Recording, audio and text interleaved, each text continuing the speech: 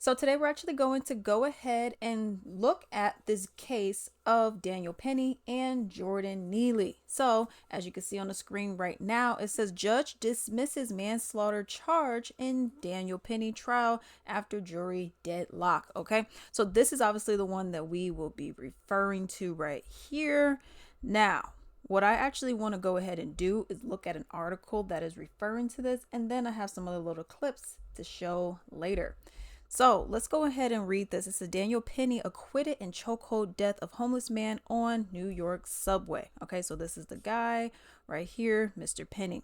And it says a 26-year-old man had been acquitted of homicide for putting an unarmed homeless man in a fatal chokehold, a case that sparked weeks of protests and reignited debates over public safety, mental health, and race.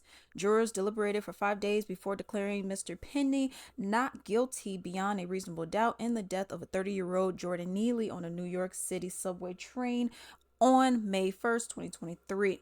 The verdict comes after prosecutors agreed to drop a more serious charge of second-degree manslaughter on Friday, as jurors could not reach an agreement. The move allowed the jurors to move on to consider the second lesser charge of criminally negligent homicide. The verdict announced was met with loud applause in the Manhattan court. Mr. Penny, who served 4 years in the Marines before studying architecture, appeared to smile, of course, because he's victorious in his case.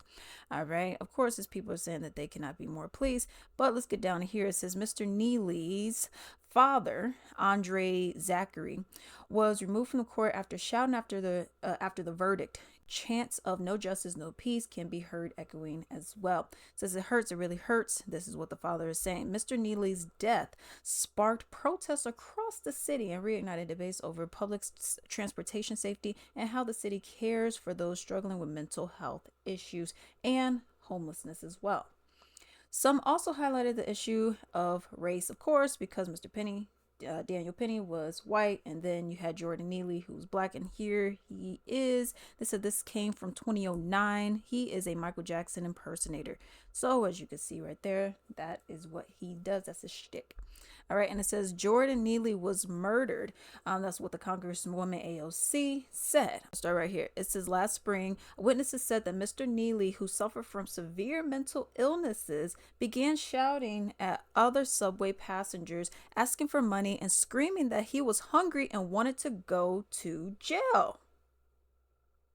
Okay. One woman on the train said that Mr. Neely made lunging movements that scared her enough to shield her young child from him. Prosecutors said that Mr. Penny, Daniel Penny, placed Mr. Neely in the chokehold for 6 minutes, compressing his neck, even after he stopped moving. Oh, here is my opinion after I just read what happened in this case and the aftermath of it, which is this decision that we have currently. I'm honestly, and people gonna hate it, whatever.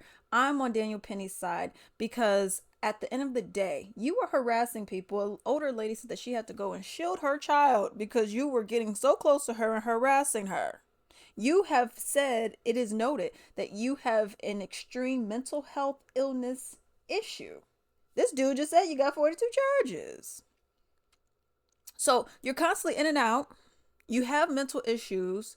You are harassing people. This guy steps in and somehow he's the bad guy in this. Now people say, and we already know that he has his Marine experience, his military background. People say, oh, well, he shouldn't have been holding him for so long. You shouldn't have been harassing people and making people feel so uncomfortable that they were fearful of their lives, because that's what it seemed like to me personally.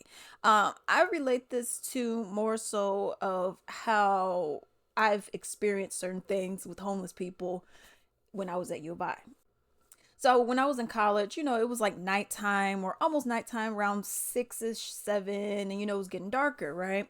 And I was on the bus with this dude I was talking to at the time, whatnot. I get on the bus and I only needed to go really like 4 stops. And I was like, okay, the bus is here and it's free for students. So why am I walking if it's cold? Okay. So I was like, okay, let me just get on here. He and we got on there, whatnot. And we walk in and it was a weird dynamic.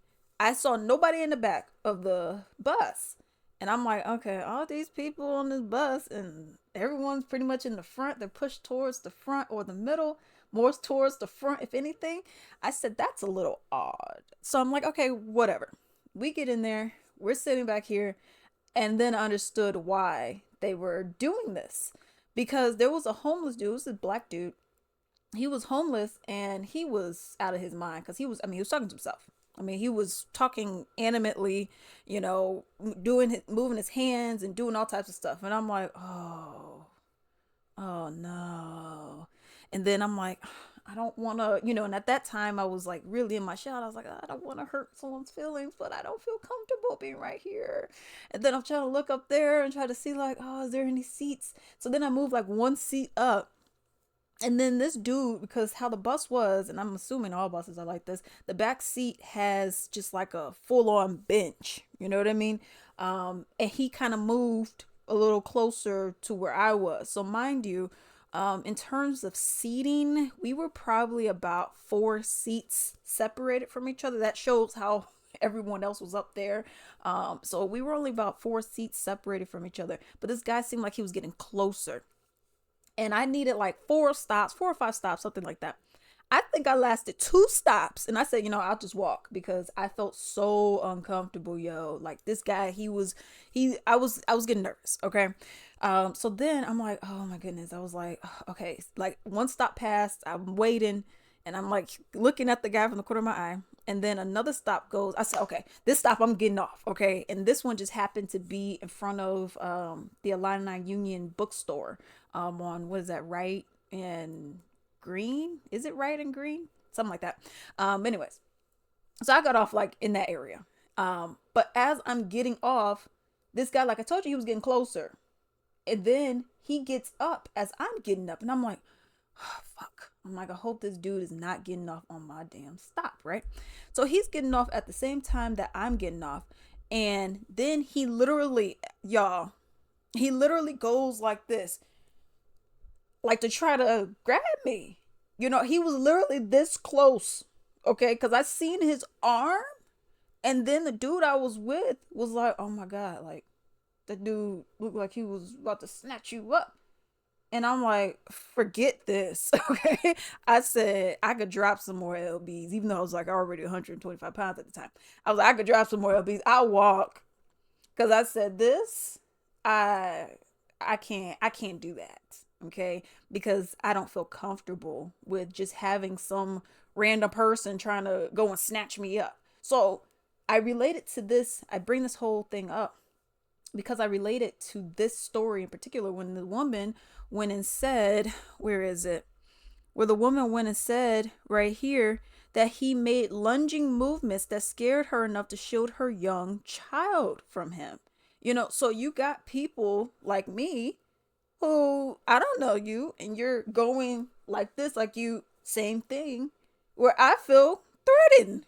Like I was legit scared, yo. So now some people may say his force was extensive. I say you play stupid games, you know what you win. At the end of the day, I understand you have a mental health issue, and I'm sympathetic for that, to that. But at the end of the day, you have to understand, one, if you're threatening people, it doesn't matter what you got. Okay, you're threatening someone. Granted, you're unarmed. These are still weapons. Your foot is still a weapon. You trying to grab someone could still be a weapon.